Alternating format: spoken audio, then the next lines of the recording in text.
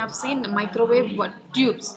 Third unit is all about microwave tubes. So if you look into that third unit microwave tubes, what exactly the microwave tubes? Microwave tubes, they are the advanced versions. We have seen some limitations for the conventional tubes, like they are having some losses, they are having some effects, because of which the conventional tubes cannot be operated in order to generate the microwave frequencies. So in order to generate the microwave frequencies or the microwave energy, we are moving on to the microwave tubes.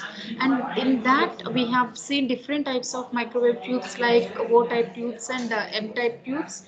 And under O type and under M type, we have studied the two cavity klystron, reflex klystron, and etc. And later on we have moved on to the traveling wave tubes also. But whether it is the microwave tubes or the traveling wave tubes, they are constructed using microwave tube. That means a glass will be the material that they were constructed, that is nothing but glass. So within the glass, the microwave tubes or the traveling wave tubes are going to be constructed, and the entire operation, that is nothing but the velocity modulation and the movement of electron from cathode to anode, anode to cathode, the entire operation is going to be operated within that glass tube. Generally we call it as microwave tube. So you have seen some disadvantages with the microwave tubes, and so in order to overcome the disadvantages of microwave tubes, we are moving on to the next type of tubes. They are nothing but next type of devices, they are nothing but the microwave solid state devices. Microwave solid state devices, which in which these devices we are going to cover in fourth unit. So microwave tubes and solid state devices, these two are the devices which were used in order to generate the high frequency signals. That is nothing but microwave tubes or the solid state devices. They are going to be used to generate the microwave signals, or they are going to use to generate the high frequency signals. Let them be microwave tubes or let them be solid state devices. These two types are used in order to generate the microwave signals, and in this process they can be acting like an amplifier, or they can act like an oscillator. They can act like amplifier or they can act like an oscillator. But the main aim of these microwave tubes and these solid state devices is to generate the microwave signal, or to generate the microwave energy. Guys, are you clear with this? Yes, ma'am. So as I'm telling you that microwave tubes as well as this solid state devices, both are used in order to generate the microwave signals only. Then where do they differ? Both the aim of these two devices is to generate the microwave signal only, but how they are going to be differed, where they are going to be differed, the major difference between the microwave tubes, that is nothing but the reflex klystron or the two cavity klystron or the helix TWT, everything, or the M type tubes, everything, the difference between those devices and this solid state devices is that solid state devices, they are made up of semiconductors. Solid state devices are made up of semiconductors, whereas the reflex klystron or the two cavity klystron or the helix TWT and the remaining thing, they are all made up of microwave tubes. Solid state devices are made up of semiconductors, and microwave, this reflex klystron, two cavity klystron, everything, they are all made up of microwave tubes.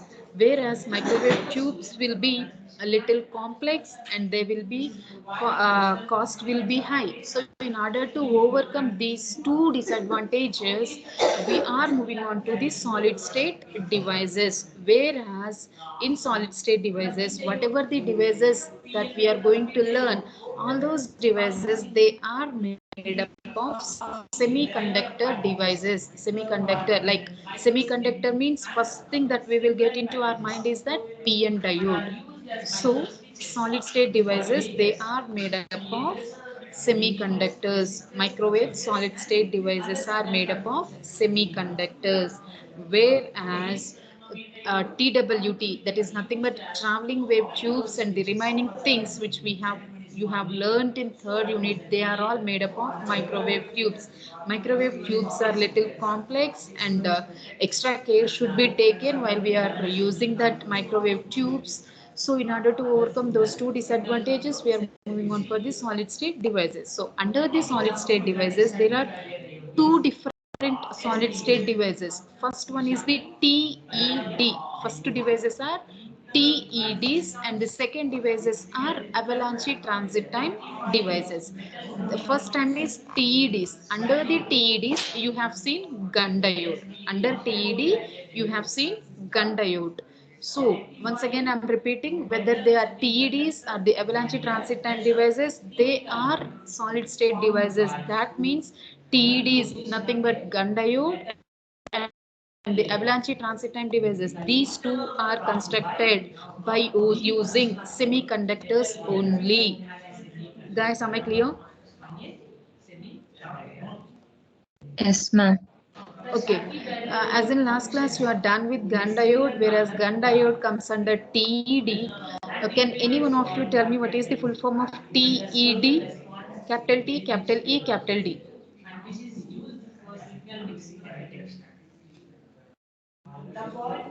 Tell me whether you know it or not. Full form of TED.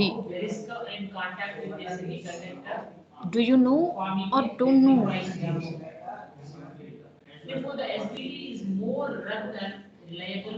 Guys, please give the response, ma.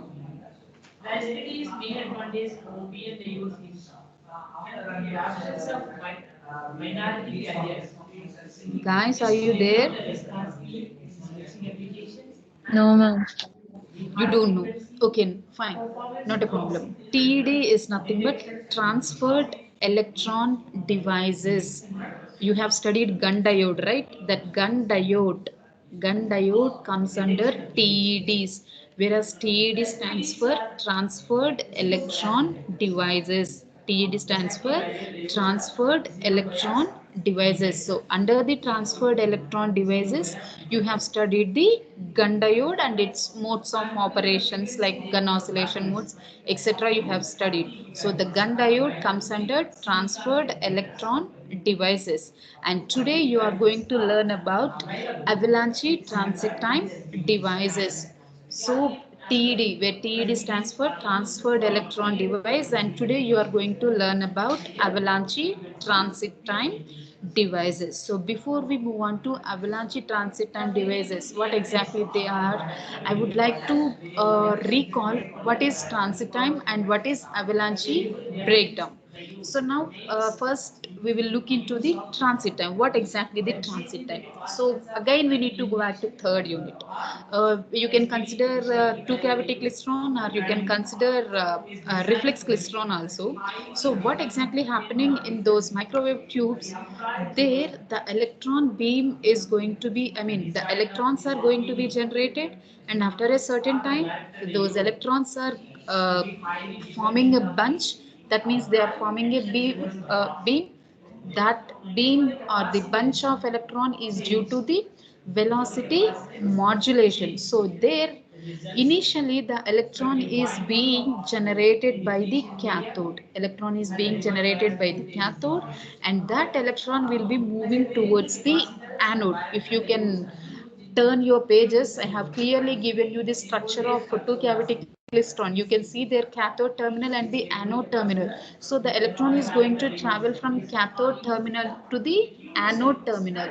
So while it is traveling from cathode terminal to the anode terminal, in between, because of the velocity modulation, the electrons are going to form as a bunches. So the time taken by the electrons to travel from cathode to anode, the time taken by the electrons to travel from cathode to anode, that is called as transit time. I'm repeating once again, transit time is nothing but the time taken by the electrons to travel from cathode terminal to the anode terminal is known as transit time. Cathode is nothing but the negative terminal in general, and anode is nothing but the positive terminal. So the time taken by the electron to travel from negative terminal to positive terminal is nothing but transit time. Guys, are you clear? Yes, ma'am. Okay, and the next is nothing but avalanche breakdown or the avalanche effect. So, in order to get back what exactly this avalanche breakdown, we need to recollect EDC subject. We don't need to get entire EDC subject, but from that we need to recollect the PN diode. PN junction diode. If you could recollect PN junction diode, it can be biased in two ways. One is forward biasing and another one is reverse biasing. PN diode can be biased in two ways, forward biasing and reverse biasing. Do you know what is biasing? Guys, do you Doping know of what is biasing? Sorry, ma. doping of materials, germanium and Doping is different and biasing is different. Doping is nothing but adding some impurities to the p-type material and to the n-type material. Adding of impurities to p-type material or to n-type material is nothing but doping. And my question is biasing. What exactly the biasing is? Doping is different, biasing is different. In doping, you will be adding your impurities. In order to increase the number of majority charge carriers, you will add impurities. But biasing. Boys, can I expect the answer? What is biasing? See, biasing is nothing but the voltage that you are applying to any device. Biasing is nothing but the process of applying external voltage. The process of applying external voltage to any device is called biasing. In a simple manner, when you are working in a laboratory, in order to turn on your circuit or in order to turn on your kit, you will be operating with RPS, that is nothing but regulated power supply. Do you remember that? RPS, regulated power supply. yes, ma'am.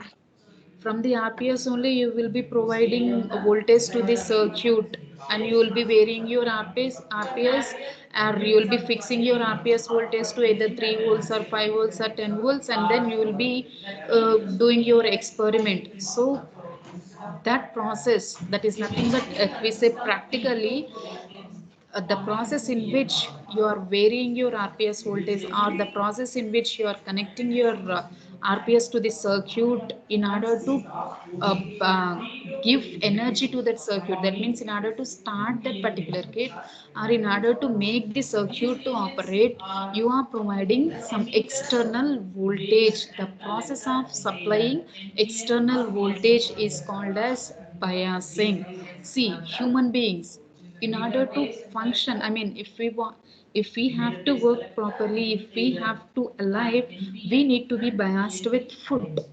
We need to be biased with food in order to alive.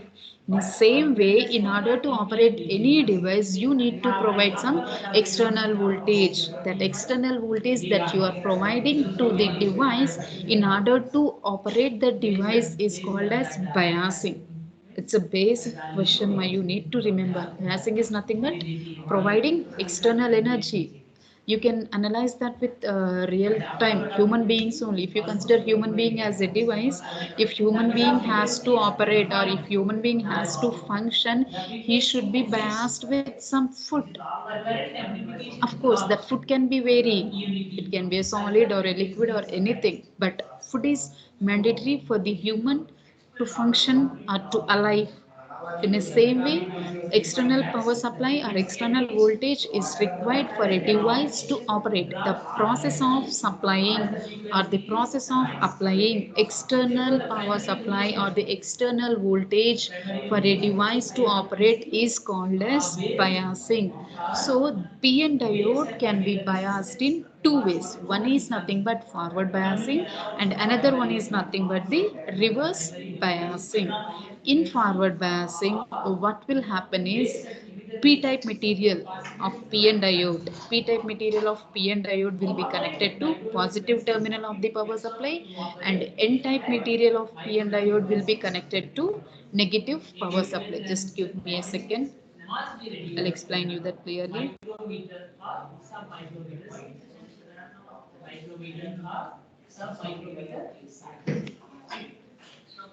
To maintain current and power capability,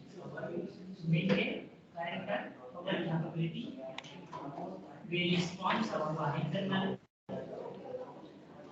paralleling on the chip area, on the chip area, on the chip of use.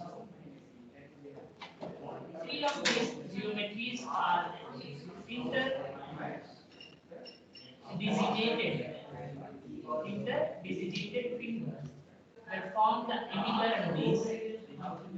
The overlaying of emitter and base crystals and the matrix of the silicon materials are mainly used in the lower IO ranges. The power capability is but in terms of noise, they are inferior to gallium arsenide semiconductor, gallium arsenide, metal semiconductor field transistor frequencies above 1 gigahertz and are mainly used in power amplifiers and are mainly used in power amplifiers and oscillators. They may also be used in small signal amplifiers when noise performance is not good. Will be used this small signal amplifiers when noise performance is not good. We have exponential bipolar transistors HBDs have been designed with much higher maximum resistance than silicon BCDs. With much higher maximum silicon BCDs. We have introduced bipolar transistors are essentially BCDs. They have been two or more religious making of the middle base and current these SPDs are essentially BCDs. There have been two or more religious making of the middle base and current regions. You can say a diagram for that. In SPDs, differentiation bipolar transistors. The major goal is to limit the injection of holes into the emitter by using an emitter material with a larger band gap than the mask. The difference in band gaps manifests itself as a discontinuity in the protection band or the valence band of for NPN. Okay, listen. So consider that this is the p-type semiconductor material and this is the n-type semiconductor material and this is the external power supply that you are providing. So the process of connecting this external power supply to this particular device, that is called as biasing. So p-n diode can be p-n diode can be biased in two ways. One is nothing but forward biasing and another one is nothing but reverse biasing. So in forward biasing, what will happen is this p-type material is connected to the positive terminal. This larger terminal is generally it will be a positive terminal and the smaller terminal will be a negative terminal. So if p-type material is connected to positive terminal of power supply and if n-type material is connected to negative terminal of power supply, then that diode is said to be forward biased. Just give me a second more. So in general, to make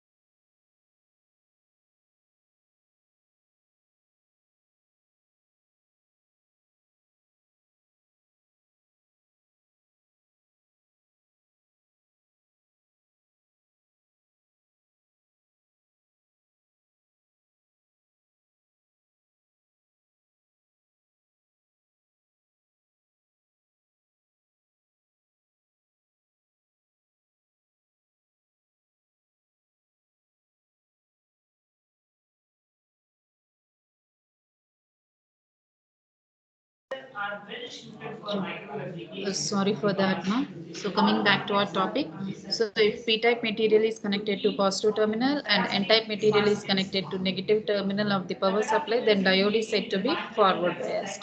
So now, if reverse is happening, that means if p-type material is connected to negative terminal and if n-type material is connected to positive terminal, I'll just interchange them. Just give me a second.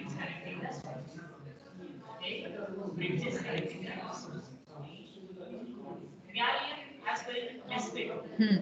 If this is the scenario, that means if p-type material is connected to negative terminal and if n-type material is connected to positive terminal of the power supply, now p-n diode is said to be operated in reverse biasing. So now we need to concentrate on reverse biasing. So in generally, in reverse biasing, the diode, theoretically, we can say that the diode can be acting like an off switch. That means there won't be any current flow. But coming to the practical scenario, there exists a small amount of current that is ranging in microamps. So here what is happening is in reverse bias, whatever the supply that we are providing, generally it will be a negative supply. Reverse biasing means negative supply only because P terminal is connected to negative terminal and N terminal is connected to positive terminal. Reverse operation is happening. So this voltage we call it as a reverse voltage. And if this reverse voltage is increased in such a way that if the reverse voltage is increased in such a way that if it is crossing its threshold value, see every device it will be having some upper limit and lower limit. That means we need to give some minimum amount of energy in order to operate it, and it doesn't mean that you can give whatever the amount that you want to provide. It will be having some ranges. Say for example, one device can operate in between 5 volts to 10 volts. That means if you want to operate that device, you need to give a minimum voltage of 5 volts, and you can give that energy up to 10 volts only because its operating range is 5 volts to 10 volts only. If you are giving the energy more than 10 volts, then what will happen? Then diode is not only the diode, then the device is going to be damaged. So in a same way, if you are increasing this reverse voltage when diode is operating in reverse biasing, and if you are increasing this reverse voltage, if you are increasing this reverse voltage beyond the limits, then here you can observe a line that is nothing but the junction, the point of intersection of this p-type surface and the n-type surface. We call it as a p-n junction. So if this reverse voltage is increasing to the beyond the limits, then around the junction, whatever the depletion layer is there, then that depletion layer is going to break down. I'm repeating it once again. When PN diode is operating in reverse biasing, and if you are increasing the reverse voltage beyond the limit, then depletion region across the junction is going to be damaged, and because of that, minority charge carriers starts flowing from n type to p type and p type to n type. Generally in pn diode the flow of current will be due to majority charge carriers only, but because of this high negative voltage or the high reverse voltage, the depletion region is going to be damaged, and when the depletion region is going to be breakdown or damaged, then minority charge carrier starts flowing. So that particular effect is called as avalanche breakdown or the avalanche effect. When a pn diode is biased with a negative voltage, and if that negative voltage is increased to the beyond of its limits, then avalanche this depletion region around the pn junction is going to be damaged, and when depletion region damages, then minority charge carriers starts flowing from p side to the n type and n type to the p type. So this entire process will leads to the breakage of depletion region, and the breakage of depletion region leads to the movement of minority charge carriers. So that particular effect is called as avalanche breakdown or the avalanche effect. Students, are you clear with the avalanche breakdown? Yes, ma'am. So what is transit time? Transit time is nothing but time taken by the electron to move from cathode to anode. That is nothing but the transit time. And what is avalanche breakdown? That is nothing but the breakage of depletion region, which is due to the highly provided negative power supply. And when negative power supply is highly provided, and when negative power supply is increased to the beyond the limits, depletion region is going to be damaged, and due to which the minority charge carriers starts flowing from p region to n region and n region to p region. That effect is called as avalanche breakdown. So now you know what is transit time and what is avalanche breakdown. So now we need to define what are avalanche transit time devices. The third one, the third point is avalanche transit time devices. So as I told you, solid state devices, let them be gun diode or this avalanche transit time devices, both are semiconductor devices only. So now coming to the definition of avalanche transit time devices, the semiconductor devices which generate microwave energy when operated with avalanche effect and which makes use of transit time. I'm repeating this definition once again. Semiconductor devices which can generate the microwave energy or which can generate the microwave signal when operated with avalanche effect by making use of transit time is called as avalanche transit time devices. Guys, did you understand this? Yes, ma'am. And when it is a semiconductor and when it is operated in reverse biasing, then here we can say one point that these semiconductor devices are going to exhibit negative resistance.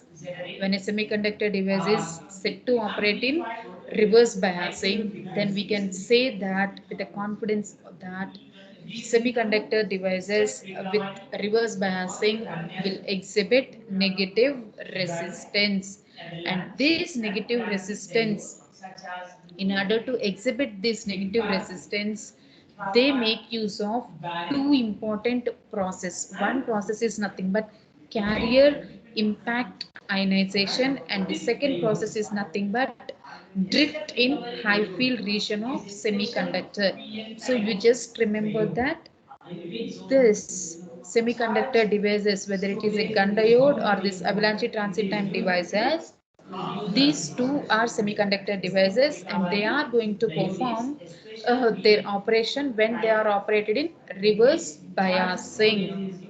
And when they are operated in reverse biasing, then they are set to exhibit negative resistance. When they exhibit negative resistance, then only they can generate the microwave frequencies. Then only they can generate the microwave frequencies. And next, what is the fourth one? Difference between TEDs and ATD. TED is nothing but, as I told you, transferred electron devices, and ATTD is nothing but avalanche transit time devices. Avalanche transit time devices. So only one basic difference is there, that is nothing but in transferred electron devices there will not be any junction. Like here you can see the junction line in between p-type material and n-type material, but in transferred electron devices there will not be any such kind of junctions.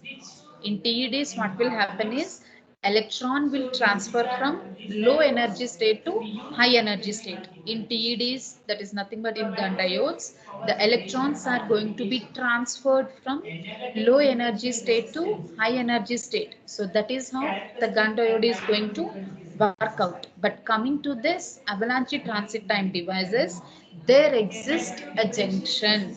There exists a junction. So that is the basic and the important difference between gun diode. TD is nothing but gun diode and the avalanche transit time devices. Here gate will not, sorry, junction will not exist, whereas in avalanche transit time devices the junction is going to exist. And now these avalanche transit time devices, they will be operating, as you have seen different modes of operations for gun diode. In a same way, avalanche transit time devices will also operate in three different modes. So guys, are you clear with these 5 points? Yes, ma'am. So now just keep the heading avalanche transit time devices. Keep the heading avalanche transit time devices. Avalanche transit time devices. Under that, just write down my transit time. Transit time. Transit time. Write down time taken by the electrons. Time taken by the electrons. Time taken by the electrons to travel. Time taken by the electrons to travel from cathode to anode. Time taken by the electrons to travel from cathode to anode.